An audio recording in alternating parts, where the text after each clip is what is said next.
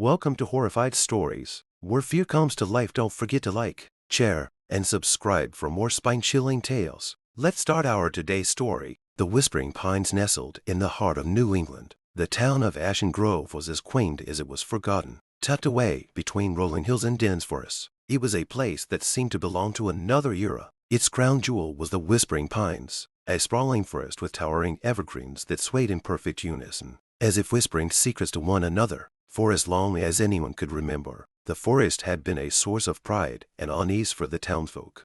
Locals spoke of strange sounds emanating from the woods at night, a low, almost melodic murmur that drifted through the air. Skeptics dismissed it as wind whistling through the trees, but those who ventured to deep claimed otherwise. They spoke of voices, disembodied and unnervingly close, calling their names in tones both familiar and foreign. Despite the tales, the forest was an attraction for tourists. Hikers, photographers, and thrill-seekers came to explore its winding trails, lured by its mysterious reputation, but not all of them returned. The story begins with Claire Bennett, a journalist for an independent magazine specializing in uncovering urban legends. Claire was a skeptic by nature, but the stories about the Whispering Pines intrigued her. They weren't just local folklore. There were police reports, missing persons cases, and strange audio recordings that defied explanation. With her trusty camera and notebook in hand, she decided to spend a week in Ashen Grove to investigate. Claire arrived at the town on a brisk autumn afternoon. The trees lining the road to Ashen Grove were aflame with hues of red and gold, their beauty masking the eeriness that lay beyond. Her first stop was the Pinewood Inn, a modest establishment run by an elderly couple, Martha and Henry Grayson. Martha greeted her with a warm smile that didn't quite reach her eyes. "You're here for the forest, aren't you?" she asked, her voice tinged with both curiosity and caution. Claire nodded. "I'm a journalist, just looking to explore the stories and talk to some locals." Henry, who had been sitting in a creaky rocking chair by the fireplace, snorted. "You're not the first, and you won't be the last. Just make sure you're careful. The pines don't like intruders." Claire chuckled nervously. "I'll keep that in mind." Over the next 2 days, Claire interviewed several townsfolk. Most were hesitant to speak, their eyes darting nervously as if the forest itself could overhear. But a few, emboldened by curiosity or the chance to share their stories, opened up. "I lost my brother in those woods," said Ellen Harper, a middle-aged woman with graying hair and tired eyes. "He was 16, went camping with some friends. They found the tent and all their gear, but no sign of the boys. The search went on for weeks. Then one day, it just stopped, like the forest swallowed them whole." Another man, Rick Carlson, who ran the local diner, recounted his own experience. "I don't go near the pines anymore, not since that night. Heard something, no, someone calling my name, clear as day, but I was alone." You tell me how that makes sense. The more stories Claire gathered, the more the forest seemed alive, an entity that didn't just exist but observed and reacted. On the other day, Claire ventured into the Whispering Pines, armed with a map, a flashlight, and a healthy dose of skepticism. She followed a well-worn trail that twisted through the dense forest. The trees stood like silent sentinels, their branches intertwined to form a canopy that filtered the sunlight into a dim, green glow. The deeper she went, the quieter it became. The usual sounds of nature, chirping birds, rustling, leaves faded, replaced by an oppressive silence. Claire paused to take photos, noting how the trees seemed to lean closer together the farther she went. It was then she heard Ida faint whisper, so soft she almost thought she imagined it. She frowned, her heart pounding. The sound came again, a lilting murmur that seemed to drift through the trees. It wasn't the wind, it was too deliberate, too human. "Hello," she called out, her voice trembling. The whispering stopped. As dusk approached, Claire decided to head back. She followed her map, but the trail seemed different. Trees she swore she recognized appeared unfamiliar. Panic began to creep in as the daylight faded, and the whispers returned, more persistent now. "Claire!" She whipped around, shining her flashlight in every direction. "Who's there?" she demanded, trying to sound braver than she felt. The forest offered no reply, only the rustling of leaves that sounded suspiciously like laughter. She quickened her pace, her breaths coming in short, ragged gasps. Finally, she spotted the faint glow of the trailhead in the distance and ran toward it, her heart hammering in her chest. Back at the inn, Claire Saturday by the fire, clutching a cup of tea Martha had made for her. She recounted her experience, but Martha and Henry exchanged knowing looks. "You're lucky you made it out," Martha said softly. The forest doesn't always let people leave once it takes notice of them. Henry added, "You should leave tomorrow, Miss Bennet. Forget your story and go home. The whispering pines, they don't like to be disturbed." But Claire wasn't ready to give up. She felt the forest had secret zones she was determined to uncover. Little did she know, the whispering pines had only just begun to whisper her name. Claire woke early the next morning, determined to return to the forest, despite Martha and Henry's warnings. Their caution only fueled her curiosity. She wasn't the type to back down, especially when she was onto something that felt bigger than the stories people were willing to share. Her restless sleep had been filled with strange trees that bent and twisted toward her, shadows darting at the edge of her vision, and voices whispering in a language she couldn't understand. When she woke, her skin was clammy, and the faint scent of pine lingered in her room. She dismissed it as her imagination. Before heading out, she decided to dig deeper into the town's history. The local library was small but surprisingly well kept. An elderly librarian, Mrs. Hawthorne, helped her find records dating back to the town's founding in the late 1800s. Ashen Grove had always been tied to the forest. Early settlers revered it, though there were hints of unease even in the earliest records. One journal entry, written by a settler named Abigail Pierce in 1879, caught Claire's attention. "The pines are not like other woods. There is a presence among the trees, an awareness. Last night, we heard whispers again, soft and insistent. William says it's just the wind, but I know better. Something watches us. Something waits." The entries grew more ominous over time. Abigail wrote of livestock disappearing, children claiming to hear voices calling their names, and men who ventured into the forest never to return. The whispers were a recurring theme, described by many as a low, melodic hum, like a choir of voices just out of reach. Claire also found reports of disappearances spanning decades. Most were hikers or campers, but a few were locals. The most unsettling part, the descriptions of the missing people often included strange circumstances, empty campsites, belongings left behind, in rare cases, eerie symbols carved into trees near the last known locations. The more she read, the more Claire's skepticism began to waver. These weren't just isolated incidents. There was a pattern, a history of something dark tied to the forest. That afternoon, Claire prepared for another journey into the forest. This time, she brought a portable recorder, a GPS device, and a small survival kit. She didn't tell anyone where she was going. She didn't want another lecture from Martha or Henry. Besides, she planned to stick to the trails and return before sunset. The forest seemed different this time. The air was heavier, the silence more profound. As she ventured deeper, the whispers returned, faint at first but growing louder. Her name echoed through the trees, distorted and overlapping as though a dozen voices were calling her at once.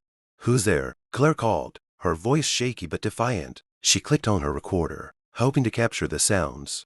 The whispers stopped abruptly, replaced by an oppressive silence. Then, she heard a low rustling, like footsteps shuffling through leaves. She spun around, her flashlight cutting through the shadows, but there was no one there. After an hour of walking, Claire stumbled upon a clearing she hadn't seen on the map. At its center stood a massive pine tree, its trunk scarred with strange symbols. They were crude and angular, unlike any writing she'd ever seen. She approached cautiously, her heart pounding. The air around the tree felt charged, as if humming with unseen energy. As she examined the carvings, she noticed something else. Bones scattered at the base of the tree were small animal skeletons, their bleached remains stuck against the dark earth. Claire's pulse quickened. She raised her camera to take photos, but the moment she clicked the shutter, a cold wind swept through the clearing. It carried with it a low, guttural growl that sent a chill down her spine. She frowned, gripping her camera tightly. The growl deepened, and for the first time, she felt the distinct sensation of being watched. Slowly, she turned around. At the edge of the clearing stood a figure. It was human-shaped but wrong, its proportions off, its movements unnatural. Its face was obscured by shadows, but its eyes glowed faintly, like embers in the dark. "Claire," the figure asked, its voice a distorted echo of her own. She stumbled backward, tripping over the exposed roots of the massive pine tree. The figure took a step closer, and the whispers returned, louder and more chaotic than ever. They filled her mind, drowning out her thoughts. Claire scrambled to her feet and ran, the whispers following her like a chorus of unseen pursuers. The forest seemed to shift around her, the trails twisting and turning in ways that defied logic. Her GPS was useless, the screen glitching with static. Panic clawed at her as she realized she was completely lost. Hours seemed to pass before Claire finally saw the faint glow of the town's streetlights through the trees. She stumbled out of the forest, her clothes torn and her body trembling. Her recorder was still running, but when she played it back later, all she heard was static interspersed with faint, unintelligible whispers. Back at the inn, Martha and Henry were waiting for her, their faces grim. "We told you not to go back," Henry said, his tone more resigned than angry. "The forest doesn't like it when you pry." Claire tried to explain what she had seen, but her words felt inadequate. The figure, the symbols, the whispers, it sounded absurd, even to her, but she couldn't deny the fear that still gripped her. Martha placed a hand on her shoulder. "You need to leave, Claire. Whatever you've stirred up, it won't stop now." Claire shook her head. "I can't. There's something in that for something people need to know about." Henry sighed. "If you stay, you regret it. The pines don't let go once they've marked you." That night, Claire dreamed of the clearing. She saw the massive pine tree, its scars glowing faintly in the dark. The figure stood beneath it, its eyes burning brighter now. It raised a hand, and the forest around it seemed to shudder. "You belong to us," the voices whispered in unison. When she woke, Claire found something on her nightstand that hadn't been there before, a small pine cone, perfectly intact, resting on a bed of ash. Her hands trembled as she picked it up. The whispers echoed faintly in her mind, a haunting reminder that the forest wasn't done with her yet. The pine cone Saturday in Claire's trembling hand like a taunt. She turned it over, noting the unnatural smoothness of its surface. It was flawless, almost polished, with a faint sheen that reflected the dim lamplight. The scent of pine sap was overwhelming, filling the room in a way that made her stomach turn. She dropped it into her bag, determined to investigate further despite her growing fear. Whatever was happening, the forest had marked her. It wasn't a passive observer anymore, it was an active participant. The next morning, Claire decided to speak with the only person in Ashen Grove who seemed unafraid to discuss the forest, Father Elias, the priest at the town's old stone church. The church stood at the edge of the forest, its bell tower looming over the treetops as if trying to keep watch. Father Elias was a tall, gaunt man with deep-set eyes that held a mix of weariness and conviction. He greeted Claire warmly, but with a trace of hesitation.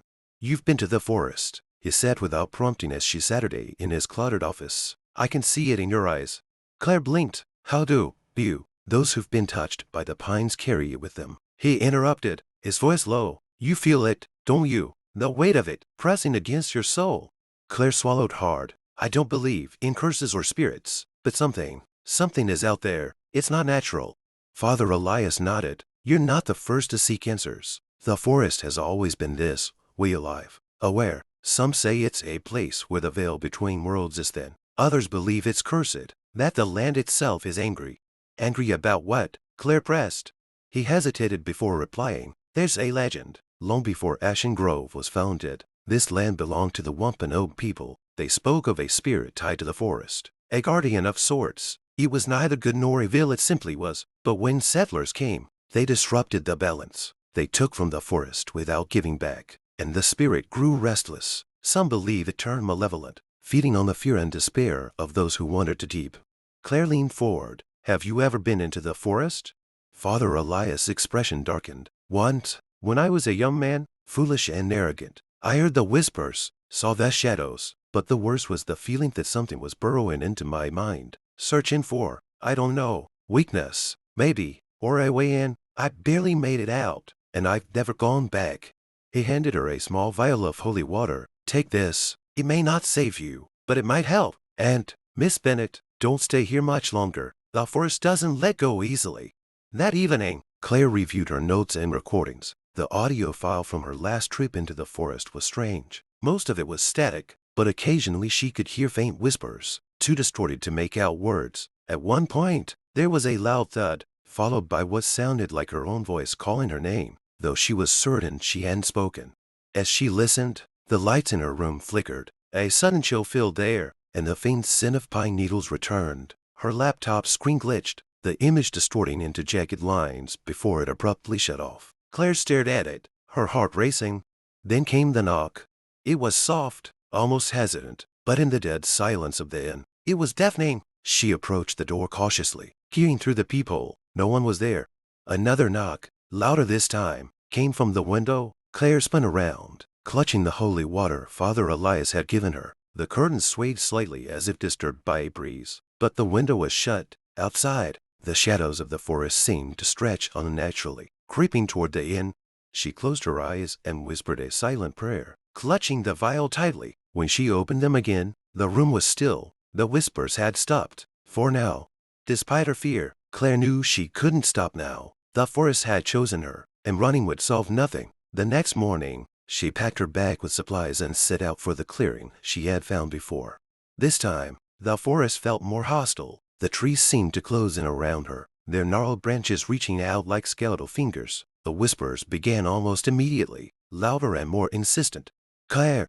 She ignored them, focusing on the path ahead. The trail twisted in ways it had before, leading her deeper into unfamiliar territory. Her GPS was useless again, the screen displaying nothing but static. Still, she pressed on, guided more by instinct than logic.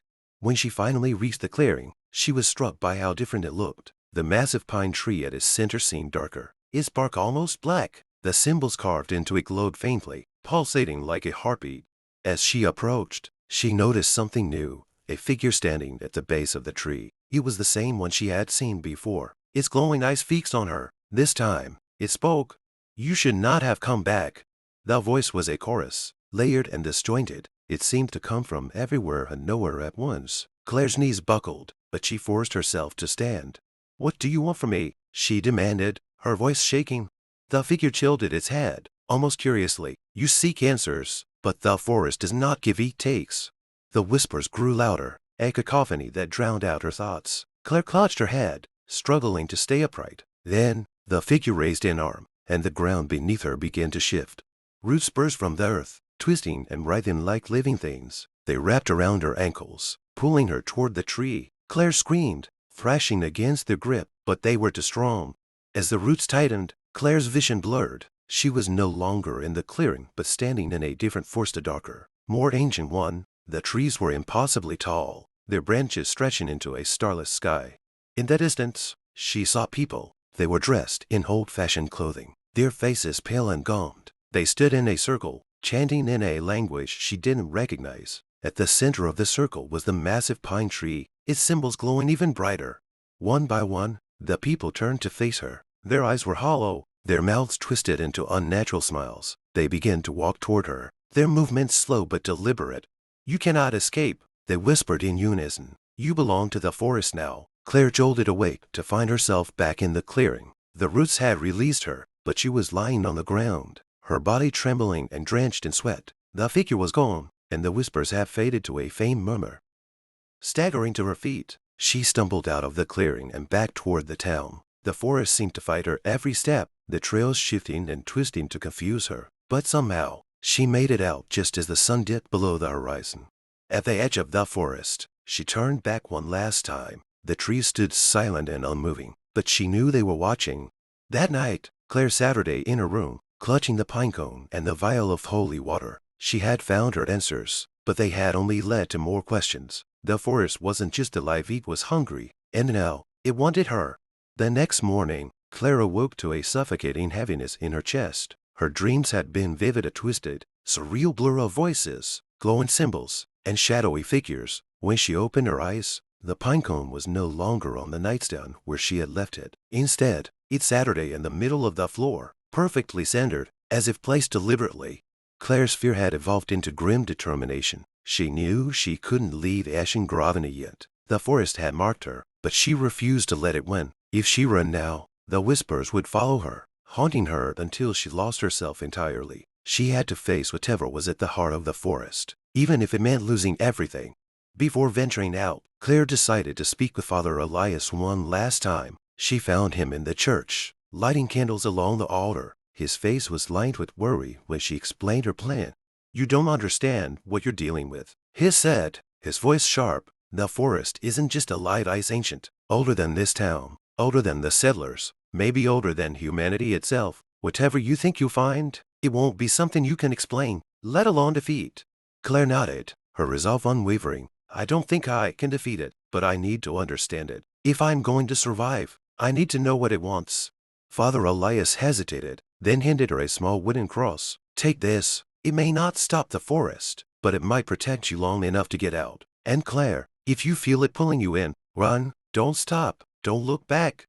Claire returned to the forest just after dawn, determined to reach its heart. She didn't follow the trails this time they had betrayed her before. Instead, she let the forest guide her, trusting the strange pull she felt in her chest. The air grew colder as she walked, and the light dimmed despite the clear sky above.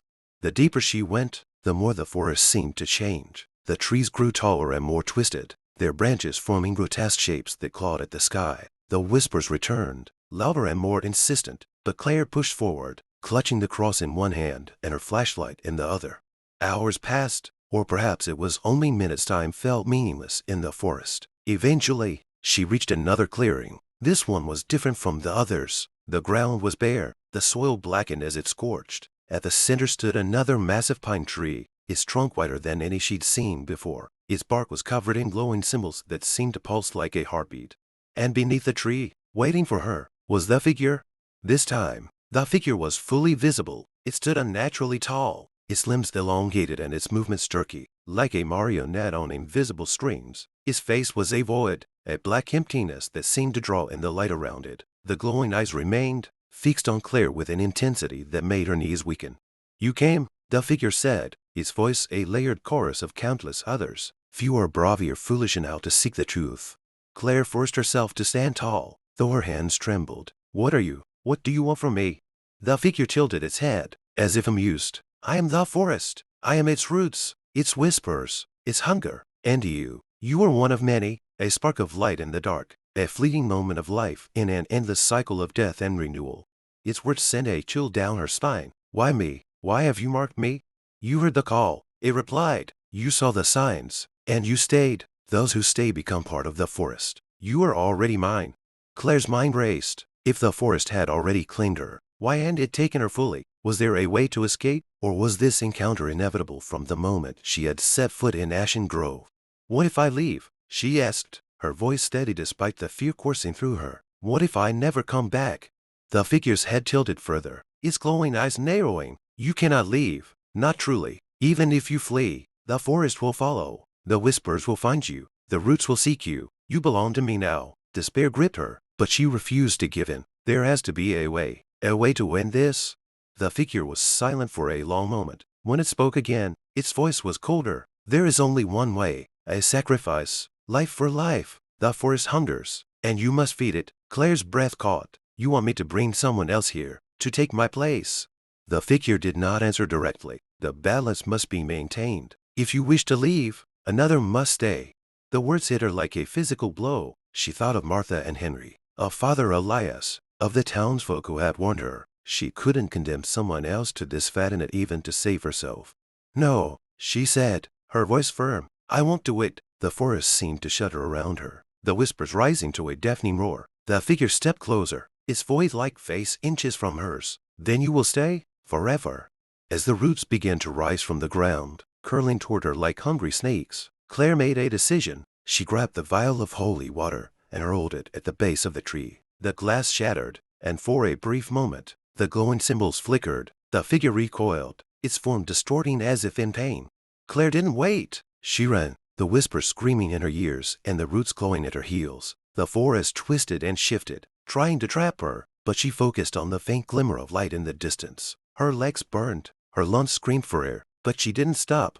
At last, she burst through the tree line and into the open. The whispers faded, and that air felt lighter. She collapsed onto the ground, gasping for breath, the town's lights shining faintly in the distance. Claire left Ashen Grove the next morning, driving as far and as fast as she could. She didn't look back, but the forest lingered in her mind. The whispers still echoed faintly in her ears, and she knew they always would. Months later, she published an article about her experience. It was part memoir, part warning, a story of a cursed forest that took more than it gave. The piece garnered attention, drawing thrill seekers and skeptics alike to the town of Ashen Grove. Claire kept her distance, but she followed the news. More disappearances were reported, more stories of whispers and shadows. The forest had claimed others, just as it had promised, and though she had escaped its grasp, she knew it wasn't finished with her. The pine cone she had taken from the forest Saturday on a shelf in her apartment, untouched but ever present. Sometimes, late at night, she thought she heard it whisper her name. If you like this story, Don't forget to hit the like button, share and subscribe the channel. Thanks for watching.